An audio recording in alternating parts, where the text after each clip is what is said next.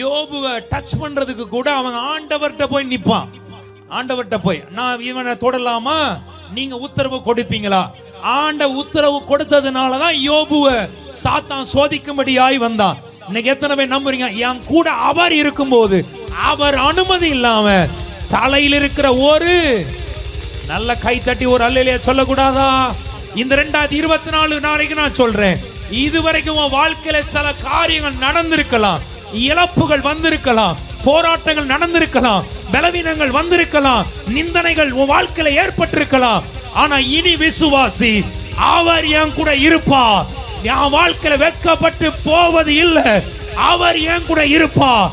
நான் கடன் வாங்க போவது இல்லை, அவர் என் கூட இருப்பார். நான் தலைகுனிய போகிறது இல்லை, அவர் என் கூட இருப்பார்.